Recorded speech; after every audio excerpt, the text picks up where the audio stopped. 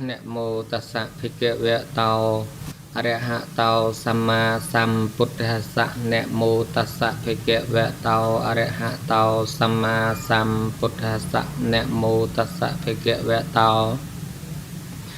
a rẹ hạ tàu samma sambuddhassa ទូលព្រះបង្គំខ្ញុំប្រកាសណាសូមក្រាបថ្វាយបង្គំគុណព្រះពុទ្ធគុណព្រះធម៌គុណព្រះសង្ឃដោយសេចក្តីគោរពទៅសង្ខេបបែបខ្លីសូមក្រាបថ្វាយបង្គំសម្ដេចព្រះអគ្គមហាសង្ឃរាជាធិបតីទាំងពីរគណៈសូមក្រាបថ្វាយបង្គំសម្ដេចព្រះមហាសូមេធាធិបតីព្រះសង្ឃនាយកនៃព្រះរាជាណាចក្រកម្ពុជាព្រមទាំងសម្ដេចគ្រប់ព្រះអង្គសូមក្រាបថ្វាយបង្គំព្រះញាណវង្សព្រះមេគុណរាជធានីភ្នំពេញព្រមទាំងមន្ត្រីសង្ឃគ្រប់ឋានានុក្រមក្រាបថ្វាយបង្គំព្រះថេរានុថេរៈនវភិក្ខុសាមណេរគ្រប់ព្រះអង្គក្នុងដែនដីនៃសកលកម្ពុជារដ្ឋសូមចម្រើនពរដល់សម្ដេចទ្រង់ឯកឧត្តមអ្នកអង្គញាលោកជំទាវលោកស្រីប្រិយមិត្តពុទ្ធបរិស័ទទាំងអស់ជាពិសេសអគ្គនាយកវត្ថុបាយ័នព្រមទាំងពុទ្ធបរិស័ទដែលនិយមការគាំទ្រស្ដាប់នៅរាល់ការផ្សាយរបស់ស្ថានីយវិទ្យុបាយ័ននៅក្នុងវរោកាសនេះជាកម្មវិធីបុណ្យមួយដែលក្នុងពុទ្ធសាសនមណ្ឌលអ្នកកាន់ព្រះពុទ្ធសាសនាទាំងអស់ប្ររពគឺកម្មវិធីបុណ្យចេញព្រះវស្សាទូលព្រះបង្គំខ្ញុំប្រកាសណាអាត្មាភាពសូមព្រះរាជានុញ្ញាតអនុញ្ញាតឆ្លើយតបនៅការសម្ដែងព្រះធម៌តាមសំណុំពររបស់អគ្គនាយកវិទ្យុបាយ័នព្រមទាំងសហការីផ្សព្វផ្សាយកម្មវិធីព្រះពុទ្ធសាសនាគឺកម្មវិធីបុណ្យចេញព្រះវស្សានៅក្នុងពេលនេះជាកិច្ចចាប់ផ្ដើមសូមរំលឹកថាបុណ្យចេញព្រះវស្សាមានន័យថាគឺជាកម្មវិធីបញ្ចប់នៅរាល់ការចាំព្រះវស្សានៃភិក្ខុសង្ឃក្នុងរយៈពេល3ខែការចាំព្រះវស្សានេះមានអ្វីសពយ៉ាងជាពិសេសភិក្ខុសង្ឃមានសង្ឃកម្មមានការចាំព្រះវស្សាទើបមានអានិសង្សទទួលក្រាលក្រមកឋិនបានមានការចាំព្រះវស្សាការធ្វើឧបោសថព្រមទាំងបានធ្វើនៅកឋិនទានជាសង្ឃកម្មដោយសារការចាំព្រះវស្សាជាខាងដើមចាំព្រះវស្សារយៈពេល3ខែរហូតមកទល់ថ្ងៃ15កើតខែអាសត់នេះគឺត្រូវថ្ងៃចេញព្រះវស្សាការគោរពប្រតិបត្តិក្នុងរយៈពេល3ខែនោះបានជោគជ័យចប់សពគ្រប់ដោយមិនបានដាច់នៅព្រះវស្សានេះហើយគឺជាថ្ងៃដែលបញ្ចប់នៅការចាំព្រះវស្សាមានន័យថាពីមុនមកភិក្ខុសង្ឃមិនអាចចេញទៅណាឆ្ងាយឲ្យថ្ងៃរះនៅខាងក្រៅវត្តបានទេការនៅចាំព្រះវស្សានោះពីមួយថ្ងៃទៅមួយថ្ងៃគឺជាការតអរុណជាពិសេសនៅពេលថ្ងៃរះដូរថ្ងៃពីមួយថ្ងៃទៅមួយថ្ងៃទៀតគឺព្រះភិក្ខុសង្ឃត្រូវមានវត្តមាននៅក្នុងវត្តមានន័យថាលោកអាចនិមន្តចេញទៅណាក៏បានមិនដូចអ្នកយល់ច្រឡំថាចេញចូលព្រះវស្សាមិនឲ្យលោកនិមន្តទៅទីឆ្ងាយអត់ទេលោកអាចនិមន្តទៅណាក៏បានទៅបុណ្យទៅទានទៅបិណ្ឌបាតឬក៏ទៅរៀនសូត្រទៅឯណាក៏បានប៉ុន្តែត្រូវត្រឡប់មកវិញឲ្យបានមុនថ្ងៃរះក្នុងថ្ងៃស្អែកពេលព្រឹកអរុណរះហ្នឹងគឺព្រះសង្ឃហ្នឹងនៅក្នុងវត្តបើលោកមានកិច្ចការសំខាន់ជាកិច្ចការងារសង្ឃព្រះឧបជាឈឺមេត្តាបិតាឈឺដែលត្រូវទៅឆ្ងាយអាចមានច្បាប់សុំលើកសត្តហៈទៅបាន6រាត្រីនៅខាងក្រៅវត្តត្រូវត្រឡប់មកវិញឲ្យបានមុនថ្ងៃរះក្នុងថ្ងៃទី7លោកបានតស៊ូគោរពបប្រតិបត្តិធម៌អវិន័យពេញរយៈពេល3ខែរហូតមកដល់ថ្ងៃ15កើតខែអាសត់នេះគឺជាថ្ងៃត្រូវចេញព្រះវស្សានេះហើយពាក្យថាចេញព្រះវស្សាមានន័យដូចម្ដេចគឺមានន័យថាជាទិវាបញ្ចប់នៅការចាំព្រះវស្សារបស់ភិក្ខុសង្ឃនៅក្នុងឆ្នាំនេះ ការចេញព្រះវស្សានិងចូលព្រះវស្សាមានលក្ខណៈខុសគ្នាដូច្នេះគឺចូលព្រះវស្សាយើងគ្រាន់តែអធិដ្ឋានដោយសន្មតកំណត់យកទីតាំងណាមួយដើម្បីចូលកាន់ព្រះវស្សាចំនួន3ខែមិនមានបវារណាទេប៉ុន្តែមានអ្នកហៅខុសមួយចំនួនហៅបវារណាចូលវស្សាអត់ទេចូលព្រះវស្សាគ្រាន់តែអធិដ្ឋានចូលតែប៉ុណ្ណោះមិនមានបវារណាទេដល់ចេញព្រះវស្សានេះបានមានបវារណានោះជាអ្វីបវារណានឹងគឺជាសង្ឃកម្មជាការងាររបស់សង្ឃដែលយើងហៅថាបវារណាកម្មជាសង្ឃកម្មដែលគេធ្វើជំនួសថ្ងៃឧបោសថគឺគេធ្វើជំនួសការសម្ដែងឧបោសថអញ្ចឹងគឺគេធ្វើបវារណាកម្មនោះគេធ្វើរបៀបម៉េចចំនួនភិក្ខុសង្ឃចាប់ពី5អង្គឡើងទៅនៅក្នុងហត្ថបាសជុំគ្នានៅក្នុងសីមាเอกសីមាយ៉ាងថេតាហត្ថបាសង្ឃអវិជ្ជហត្វានៅក្នុងសីមាមួយមិនលះហត្ថបាសគ្នាភិក្ខុទាំង5អង្គហើយមុននឹងបវារណាភិក្ខុសង្ឃបានរៀបចំបព្វកិច្ចបព្វករណៈដូចអ្វីដែលយើងធ្លាប់ធ្វើឧបោសថមុននឹងយើងធ្វើឧបោសថយើងធ្វើបព្វកិច្ចបព្វករមានក្រាលអាសនៈតម្កល់ទឹកឆាន់ការអុជប្រទីបការរាប់ចំនួនភិក្ខុសង្ឃអីជាដើមនិយាយដោយខ្លីអ្នកស្រុកស្រែចំការច្រើនហៅថាលោកជូនជើងអាបោះនោះណាមានអង្គអ្នកសួរមានអង្គអ្នកឆ្លើយគ្រាន់តែវាដូរពាក្យពីឧបោសថកម្មមកបវារណាកម្មលោកបានធ្វើបព្វកិច្ចបព្វករនោះចប់សពគ្រប់ទៅបានភិក្ខុសង្ឃអ្នកឆ្លៀសប្រតិពលនឹងឡើងផ្ទៀងសង្ឃសុណាតមេផន្តិសង្ឃោបពិតប្រសង្ឃដោយចម្រើនសូមប្រសង្ឃស្ដាប់ពាក្យខ្ញុំបើកម្មមានការដ៏សមគួរដល់ព្រះសង្ឃហើយព្រះសង្ឃគប្បីបវារណាថ្ងៃនេះជាថ្ងៃបវារណារបស់សង្ឃបើកម្មមានការដ៏សមគួរដល់សង្ឃហើយសង្ឃគប្បីបវារណា1ដង3ដង1អង្គដូចតទៅអញ្ចឹងទៅបាន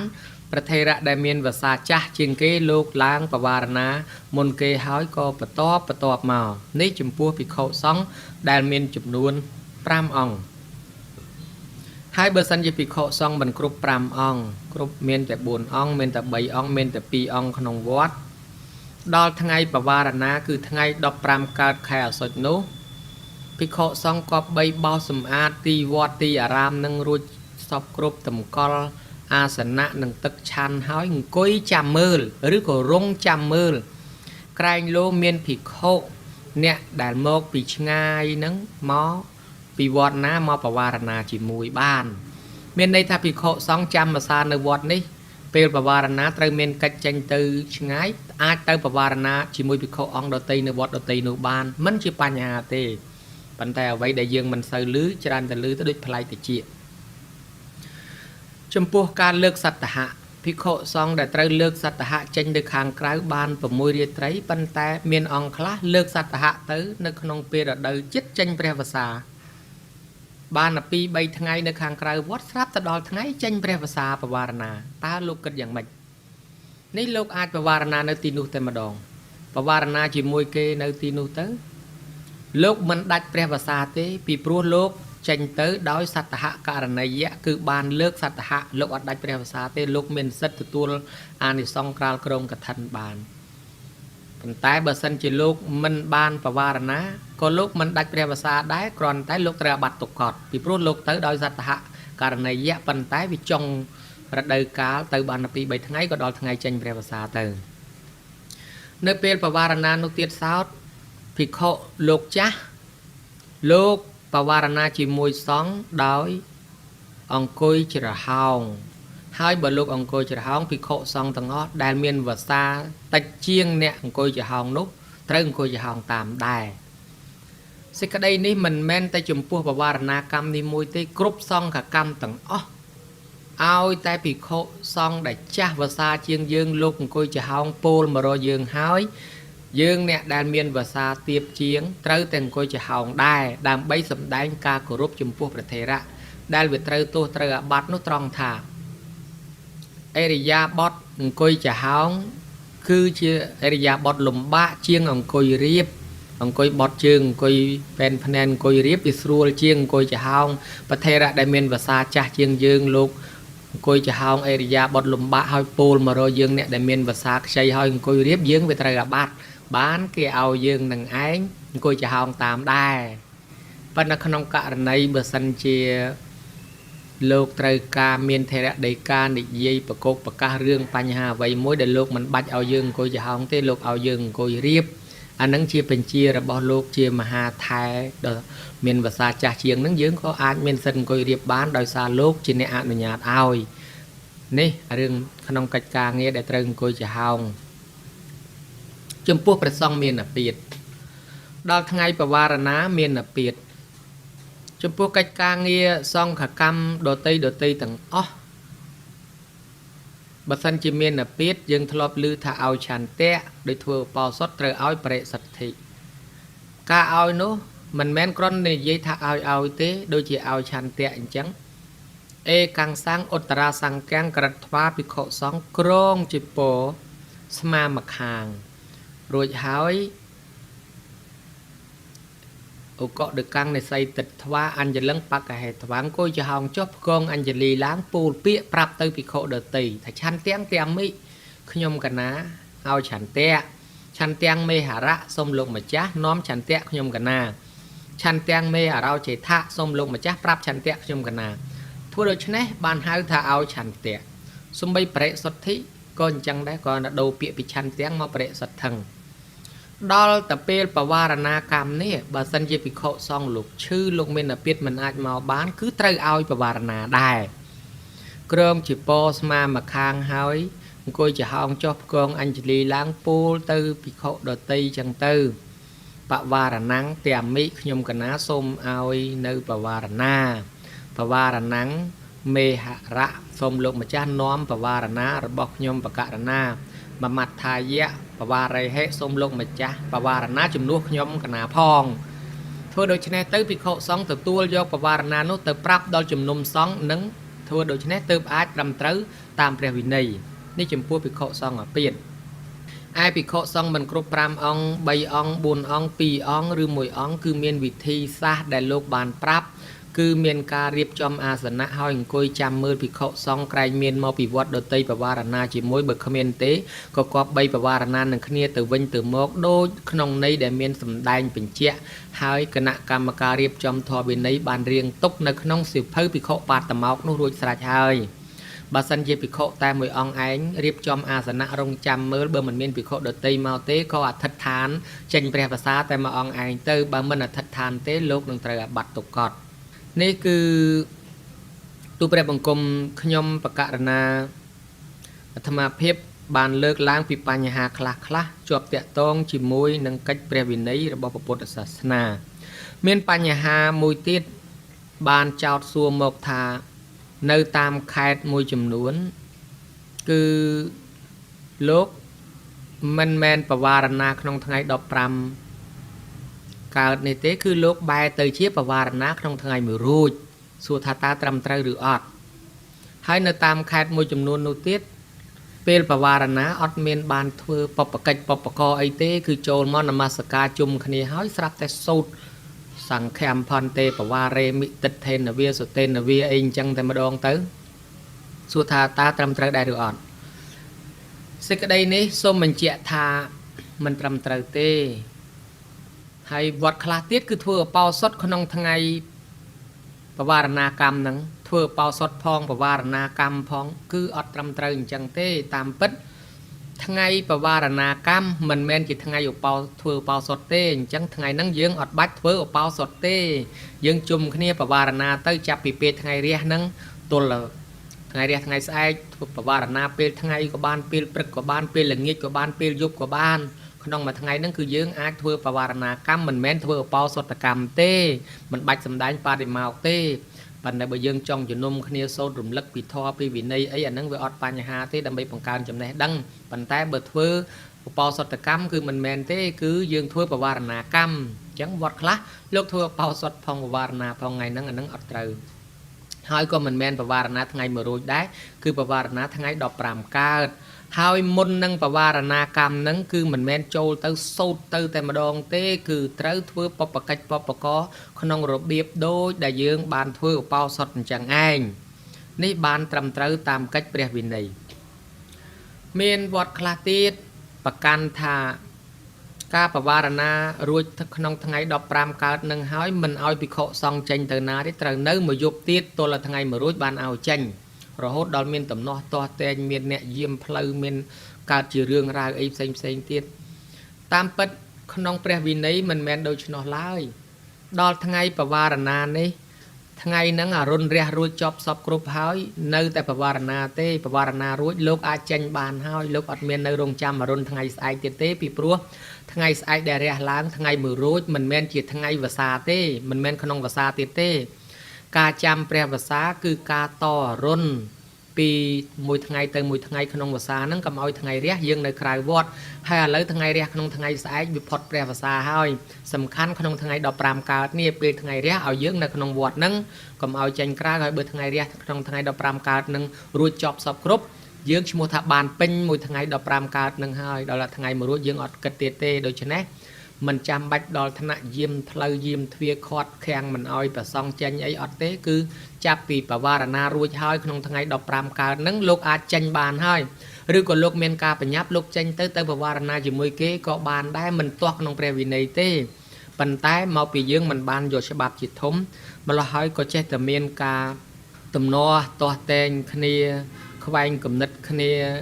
ដោយប្រកាន់អញ្ចេះអញ្ចោះទៅតាមជំនឿតាមលោកតាចាស់មិនយកគម្ពីរបត្រៃ3ដកមិនយកគោលជាច្បាប់ជាធំវាកើតទៅជាមានរឿងរ៉ាវដូច្នេះយើងយកច្បាប់ជាធំយកព្រះវិន័យជាធំទៅវិន័យ3ដកមានបញ្ជាក់រួចស្រេចភិក្ខុសង្ឃអាចចេញទៅបវារណានៅទីវត្តដតីក៏បានហើយអត់មាននៅចាំព្រះវស្សាអីទៀតក្នុងថ្ងៃមួយរួចទៀតទេគឺលោកចប់ព្រះវស្សាត្រឹមបវារណាហើយហ្នឹងឯងចប់ហើយក្នុងថ្ងៃ15កើតពេលអរុណរះឡើងហ្នឹងគឺបានចប់សពគ្រប់តែប៉ុណ្ណឹងអានិសង្ឃមួយទៀតគឺលោកអាចទៅប្រះចាក់ស្បង់ស្បៃត្រៃជីពរបានដោយដែលយើងរំលឹកឡើងវិញថានតិតចៃវរស្មង្ភិក្ខុណាឧបតាស្មង្កថនេឯករតំបិអញ្ញត្រភិក្ខុសមតយានិសិគិយ៉ាងបាចតយ៉ាងបើអត់បានអានិសង្ឃកថាទេភិក្ខុសង្ឃចេញទៅប្រះចាក់ស្បង់ស្បៃត្រៃជីពរចោលសំបីតែមួយយប់ដោយលើកលែងតែភិក្ខុដែលបានសន្មតភិក្ខុនឹងឯងរបស់ជានិសិគិភិក្ខុត្រូវបាត់បាចតយៈអញ្ចឹងភិក្ខុសង្ឃអដ្ឋបរិខាទាំង8របស់លោកជាពិសេសសំខាន់ស្បង់ស្បៃត្រៃជីពរបាតសង្ឃេដីហ្នឹងទៅណាគឺជាប់តាមខ្លួនទាំងអស់ហើយភិក្ខុសង្ឃណាជាប់តាមខ្លួនអញ្ចឹងអ្នកខ្លះមិនដឹងថាភិក្ខុសង្ឃនេះកម្មសិទ្ធិក្រាស់ទៅណាសំពីងសំពងតាមពិតវិន័យរបស់លោកត្រូវទៅណាយកជាប់តាមខ្លួនអញ្ចឹងឯងទាំងសង្ឃក្តីទាំងបាតបើសិនជាលោកទុកនៅវត្តនេះលោកទៅសង្ឃវត្តដតីចោលទៅមួយយប់របស់នឹងវិជានិសគីនេះដោយសារតែក្នុងសិក្ខាបទនឹងអញ្ចឹងប៉ុន្តែបើលោកបានចាំព្រះវស្សាហើយលោកអត់បាច់យកទៅទេលោកបានទទួលអានិសង្ឃចាំព្រះវស្សាគឺមួយខែបន្ទាប់ពីបវារណាចេញវស្សាហើយលោកបានអានិសង្ឃនឹងមួយខែហើយបន្ទាប់ទៅបានទទួលក្រាលក្រុងកឋិនបាន4ខែបន្តទៀតទៅបានមួយខែហ្នឹងគឺថាលោកអាចចេញទៅណាមកណាតែស្បង់មួយជប៉ុនមួយហ្នឹងបានហើយមិនបាច់ចាំយកបាតទៅមិនបាច់ចាំយកសង្ឃក្តីទៅទុករបស់នៅវត្តហ្នឹងទៅសឹងវត្តដតីក៏មិនមានទោសមិនមានពៃដែរនេះជាអានិសង្ឃទី2អានិសង្ឃទី3គឺលោកអាចទទួលបានឆាន់គណៈភោជនបរមប្រៈភោជនដែលគេនិមន្តជាពួកជាគណៈទៅឆាន់ចង្ហាន់នៅទីនេះទីនោះបានអានិសង្ឃទី4គឺលោកអាចទុកស្បង់ស្បៃត្រៃជប៉ុននឹងបានលើសប្រមាណក៏ដោយពីព្រោះភិក្ខុសង្ឃតកាលណាគេប្រគេនស្បង់ស្បៃត្រៃជប៉ុនច្រើនមកលោកត្រូវមានការវិកັບមានការអធិដ្ឋានទុកហើយមិនចេះតែទុកតែពីពីបានទេតើមានវិកັບមានអធិដ្ឋានមានកិច្ចវិន័យប៉ុន្តែពេលនេះអានិសង្ឃនឹងហុចឲ្យលោកគឺថាលោកអាចទទួលបានស្បង់ស្បៃត្រៃជប៉ុនច្រើនប៉ុណ្ណាក៏អត់មានទោសមានបិទទេលោកអាចទុកបានហ្នឹងហើយអានិសង្ឃទី5គឺស្បង់ជប៉ុនណាដែលកើតនៅក្នុងអាវាសជាទីចាំភាសារបស់លោកហ្នឹងគឺលោកអាចមានសិទ្ធិទទួលជាកម្មសិទ្ធិរបស់នៅក្នុងអាវាសហ្នឹងដូចជាគេធ្វើបន់ឆ្លងចដីធ្វើបន់អីដែរដែលគេមានស្បង់ស្បៃត្រៃជប៉ុនសាដកហ្នឹងហើយគេវេថាសង្កសៈទីមៈគឺប្រគេនចំពោះព្រះសង្ឃនៅក្នុងអាវាសហ្នឹងគឺមានសិទ្ធិទាំងអស់អង្គហ្នឹងទាំងភិក្ខុទាំងសាមណេរគឺមានសិទ្ធិចំណាយក្នុងហ្នឹងលើសពីហ្នឹងទៅទៀតលោកបានសិទ្ធិទទួលក្រាលក្រងកឋិនហើយបើលោកក្រាលក្រងកឋិនបានហើយលោកនឹងបានអានិសង្ឃនេះរហូត4ខែបន្ថែមទៀតដល់15កើតខែប្រគុណឯណោះនេះគឺអានិសង្ឃព្រះភិក្ខុអ្នកចាំព្រះវស្សា ហើយសរុបលទ្ធផលឡើងមកវិញតើគោលការណ៍នៃការបវារណាចាំព្រះវស្សាហ្នឹងមានគោលបំណងយ៉ាងម៉េចពុទ្ធបំណងយ៉ាងម៉េចមានប្រយោជន៍យ៉ាងម៉េចចំពោះពុទ្ធសាសនាថាការចាំព្រះវស្សានិងការបវារណានេះមានគោលបំណងដ៏ល្អណាស់ដ៏សំខាន់ណាស់ក្នុងពុទ្ធសាសនាគឺញ៉ាំងនៅភាពសាមគ្គីធម៌និងស្វែងរកកំហុសដើម្បីកែលម្អឲ្យគ្នាព្រមទាំងរិះគន់ស្ថាបនាហើយការគោរពបប្រតិបត្តិដើម្បីឈានទៅរកភាពរីកចម្រើនសម័យកាលដើមឡើយភិក្ខុសង្ឃមួយក្រុមដែលជាមិត្តភ័ក្តិនឹងគ្នានឹងបានជ្រះថ្លាចូលមកបួសហើយដល់ពេលចាំព្រះវស្សានឹងក៏បានសន្មតគ្នាថាណែពួកយើងតើយើងគិតគួរចាំព្រះវស្សាបែបណាដើម្បីកុំឲ្យមានទំនាស់ទាស់តែងគ្នាហើយឲ្យអរិយាបទប្រព្រឹត្តទៅស្រួលមិនលំបាកដោយចង្ហាន់បណ្ឌបាតផងភិក្ខុសង្ឃក៏ឲ្យយោបល់ថាអញ្ចឹងយើងកុំមាត់រកគ្នាទៅយើងនៅស្ងៀមរៀងខ្លួនទៅកុំនិយាយស្ដីរកគ្នាទើបមិនមានទំនាស់ហើយបើចង់និយាយកិច្ចការអីសំខាន់យើងគ្រាន់តែធ្វើកាយវិការធ្វើសញ្ញាទៅបានហើយអ្នកទាំងនោះក៏ចាំភាសាធ្វើកតិកាគ្នាដូចនេះរហូតដល់បវារណាចេញភាសារួចហើយចេញពីក្នុងកោសលជនបទហ្នឹងក៏នាំគ្នាទៅគាល់ព្រះសម្មាសម្ពុទ្ធដែលព្រះអង្គគង់នៅវត្តចេតពុនក្រុងសាវត្ថីព្រះពុទ្ធក៏ទ្រង់សួរពីរឿងសុខទុក្ខមិនទៅអាចធន់ទ្រាំបានទេការចាំភាសាប្រព្រឹត្តទៅស្រួលទេមិនមានទំនាស់ទាស់តែងមិនលំបាកដោយចង្ហាន់បណ្ឌបាតអីដែរទេភិក្ខុសង្ឃក៏បានរៀបរាប់សេចក្តីនោះទូលចំពោះព្រះសម្ពុទ្ធថាការចាំភាសានេះប្រព្រឹត្តទៅស្រួលទេដោយពួកយើងខ្ញុំទាំងអស់គ្នានឹងមិនបានស្ដីនិយាយរកគ្នាឡើយគឺយើងស្ងៀមទាំងអស់គ្នាប្រព្រឹត្តតាមមុខវត្តជីវិតរបស់មនុស្សក៏ទើបមិនមានទំនាស់សុខស្រួលហើយក៏មិនលំបាកដោយចង្ហាន់បណ្ឌបាតអីសពបែបយ៉ាងសេចក្តីនោះព្រះពុទ្ធទ្រង់ស្ដីបន្ទោសថាភិក្ខុសង្ឃការចាំភាសារបស់ភិក្ខុសង្ឃនោះមិនមែនជាការត្រឹមត្រូវទេភិក្ខុសង្ឃចាំភាសាមិនស្រួលសោះប៉ុន្តែបដិញ្ញាខ្លួនឯងថាស្រួលតាមពិតមិនត្រូវធ្វើដូច្នេះឡើយមិនត្រូវចាំភាសាហើយមិននិយាយរកគ្នាឡើយត្រូវតែរិះគន់ត្រូវតែស្ថាបនានិយាយជួយកែលម្អគ្នាទៅវិញទៅមកបានព្រះអង្គក៏ទ្រង់សម្ដែងក្នុងកាលនោះអនុជានាមិភិក្ខវេវសង្ឃវុដ្ឋានังភិក្ខុនังតៃហេឋានេបវារេតងទិដ្ឋេនវាបរិសង្កាយវាដូច្នេះជាដើមធម្មនាលភិក្ខុទាំងឡាយអ្នកទាំងឡាយត្រូវតែបវារណានឹងគ្នាទៅវិញទៅមកដោយការឃើញក្តីដោយការឮក្តីដោយការរង្គៀសក្តីបានមានច្បាប់ឲ្យបវារណានឹងគឺអញ្ចេះមានន័យថាភិក្ខុក្នុងការចាំព្រះវស្សានឹងបានឃើញខ្ញុំបករណានឹងដោយខុសដោយកាយវិចារដោយការគោរពបប្រតិបត្តិទោះជាពាក្យសម្ដីកាយវិការខុសឆ្គងយ៉ាងណាក៏ដោយឃើញក្តីឮក្តីរង្គៀសក្តីសូមឲ្យប្រសងរិះគន់សូមឲ្យប្រសងនឹងប្រាប់ខ្ញុំកណាមកខ្ញុំកណានឹងដើម្បីកែលម្អអនុវត្តឲ្យត្រឹមត្រូវឡើងវិញនេះគឺការទម្លាក់ខ្លួនពីព្រោះមនុស្សយើងមានកំហុសរៀងខ្លួនប៉ុន្តែភាគច្រើនគឺយើងមិនសូវឃើញកំហុសរបស់យើងច្រើនតែឃើញកំហុសអ្នកដទៃ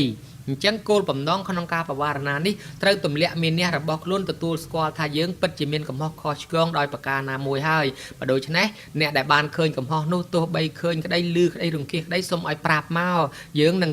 បន្ទន់អរិយាបទទទួលយកដើម្បីអប់រំកែលម្អឈានទៅរកភាពរីកចម្រើននេះគឺការរិះគន់ស្ថាបនាគ្នាទៅវិញទៅមកបវារណាកម្មហ្នឹងមិនមែនគ្រាន់តែចូលទៅសូត្រប្រើហើយចេញមកវិញទៅថាចេញភាសាសូត្របល័យចេញភាសាហើយអត់ដឹងអត្ថន័យក្នុងបល័យចេញភាសាហ្នឹងថាម៉េចមិនមែនគ្រាន់តែសូត្រទេអាចនិយាយជាសម្រាយជាមួយគ្នាបានទៀតសូត្របល័យហ្នឹងហើយប្រែជាសម្រាយទៅបើប្រសងណាមានវិវាទមានទំនាស់ឬក៏មានការកម្មរកោសរង្គៀសចិត្តដោយចំណុចណាមួយក៏លើកឡើងទៅយើងនឹងរិះគន់ស្ថាបនាឡើងវិញដើម្បីអីដើម្បីឲ្យមានការកែពីកន្លែងខុសមកកន្លែងត្រូវឈានទៅរកការរីកចម្រើនហើយញ៉ាំងសាមគ្គីធម៌រវាងពុទ្ធសាសនាកុំឲ្យមានការបែកបាក់ក៏ដូចជាញ៉ាំងសទ្ធាពុទ្ធបរិស័ទឲ្យបានមានទធាជ្រះថ្លានិងធ្វើឲ្យសាសនារុងរឿងទៅនេះហើយគឺជាពុទ្ធបំណងក្នុងការធ្វើបវារណាកម្មគឺអញ្ចឹងឯងចំពោះតួនាទីពុទ្ធបរិស័ទដែលជាអ្នកកាន់ពុទ្ធសាសនាទៅវិញក្នុងនាមជាពុទ្ធបរិស័ទយើងតែងតែមានការពឹងពាក់គ្នាទៅវិញទៅមកដោយពាក្យថាប្រសងពឹងប្រសក់ពឹងប្រសងក្នុងការធ្វើបវារណាកម្មក្តីក្នុងការចេញភាសាចូលភាសាក្នុងទំនៀមប្រទេសកម្ពុជាតែងមានពិធីបុណ្យគឺបុណ្យចេញភាសាបុណ្យចូលភាសាមានន័យថាប្រសងក៏មិនអាចលោកដាច់ឆ្ងាយពីប្រសក់បានដែរត្រូវតែមានការទំនាក់ទំនងគ្នាទៅវិញទៅមកដូច្នេះហើយដើម្បីឲ្យសាសនារុងរឿងគឺបរិស័ទទាំង4គឺភិក្ខុសាមណេរនិងឧបាសកឧបាសិកាមានការទំនាក់ទំនងជួយគ្នាទៅវិញទៅមក chẳng ban chia khănสมัยពុទ្ធកាលពុទ្ធបរិស័ទចូលចិត្តនិមន្តព្រះសង្ឃឲ្យមកចាំភាសានៅទីភូមិទីឧស្សាហវត្តអារាមនៅក្បែរភូមិរបស់ខ្លួនងាយស្រួលក្នុងការធ្វើបុណ្យសន្តានឥឡូវបានវិខសង្ឃលោកមកគង់ចាំភាសានៅក្នុងវត្តវត្តអារាមនៅក្បែរផ្ទះរបស់ខ្លួនហើយយើងក៏បានជួយឧបត្ថម្ភនិងបានការបំពេញបុណ្យកុសលដូចជាធ្វើបុណ្យឧទ្ទិសដល់មេត្តាបិតាឬក៏សាងសេចក្តីល្អសម្រាប់ខ្លួនយើងអញ្ចឹងហើយបានជាទូនីតិវិខសង្ឃទូនីតិអាចារ្យគណៈកម្មការនៅក្នុងវត្តនឹងបានដឹកនាំពុទ្ធបរិស័ទបានធ្វើជាបុណ្យមានប្រគេនចង្ហាន់ប្រសងមានប្រគេនសាដកតីយទានជាសម្ពុតស្បង់ស្បៃត្រៃជាពោសាដកអីជាដើមក្នុងពិធីចូលព្រះវស្សាក្តីពិធីចេញព្រះវស្សាក្តីកើតជាកម្មវិធីបុណ្យមួយពុទ្ធបរិស័ទក៏បានត្រេកអរមកសមាទានសិលបំពេញបុណ្យកុសលហើយក៏ដូចជាការជួយលើកទឹកចិត្តប្រសង់អរគុណប្រសង់ដែលបានចាំភាសាគោរពបប្រតិបត្តិថែរក្សាពុទ្ធវិន័យពុទ្ធសាសនាផងងាយស្រួលនឹងយើងបានបំពេញបុណ្យកុសលផងក៏ទូនីតិពុទ្ធបរិស័ទក៏ត្រូវតែអញ្ជើញមកធ្វើបុណ្យសន្តាននៅក្នុងពេលចូលในចេញព្រះវស្សានឹង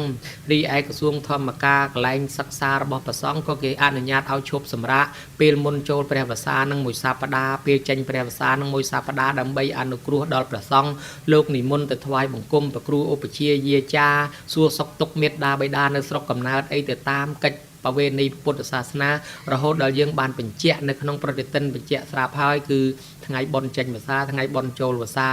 នេះហើយគឺជាការដែលអ្នកកាន់ពុទ្ធសាសនាក៏បីជួយលើកស្ទួយបំពេញនៅបុណ្យកុសលដើម្បីកើតការចម្រើនសុខសួស្តីតទៅឲ្យបានរុងរឿងជ័យកាលជាពិសេសថែរក្សាមរតកពុទ្ធសាសនាដែលជាវប្បធម៌របស់ជាតិរដ្ឋធម្មនុញ្ញបានទទួលស្គាល់នឹងឲ្យមានភាពរុងរឿងរីកចម្រើនតទៅទូលព្រះបង្គំខ្ញុំប្រកាសណាសូមលើកឡើងនៅកងការមហាកុសលផលបុណ្យនេះថ្វាយចំពោះសម្ដេចព្រះបរមនាថនរោត្តមសីហមុនីព្រមទាំងសម្ដេចគ្រប់ព្រះអង្គហើយក៏សូមថ្វាយនៅព្រះរាជបុណ្យកុសលនេះដល់សម្ដេចព្រះអគ្គមហាសង្ឃរាជាធិបតីទាំងពីរគណៈសម្ដេចព្រះមហាសមេធាធិបតីព្រះសង្ឃគ្រប់ព្រះអង្គនឹងជូនបុណ្យកុសលនេះដល់សម្ដេចទ្រង់ឯកឧត្តមលោកជំទាវអស់លោកស្រីពុទ្ធបរិស័ទដែលជាមគ្គុទ្ទេសក៍ដឹកនាំនាវាកម្ពុជាគ្រប់ក្រសួងគ្រប់មន្ទីរស្ថាប័នទាំងអស់សូមឲ្យកិច្ចការងារនោះបានសុខបានចម្រើនជោគជ័យឲ្យមានជ័យជំនះគ្រប់ឧបសគ្គទាំងឡាយទាំងពួងហើយក៏សូមសម្ដែងថ្លែងអំណរគុណនិងជូនពរជ័យដល់អគ្គនាយកវិទ្យុបាយ័នព្រមទាំងសហការីទាំងអស់និងពុទ្ធបរិស័ទដែលបានគ្រប់គ្រងវិទ្យុបាយ័នក៏ដូចជាពុទ្ធបរិស័ទបានស្ដាប់កម្មវិធីនេះទូទៅក្នុងប្រជាណាចក្រកម្ពុជាក្តីគ្រប់ទិសទីក្តីសូមឲ្យបានសុខចម្រុងចម្រើនកុំឲ្យមានឧបសគ្គកុំឲ្យមានគ្រោះថ្នាក់កាន់កិច្ចការងារអ្វីឲ្យសម្រេចដោយសេចក្តីប្រាថ្នាការសម្ដែងសន្មតថាចប់អេវ៉ាំង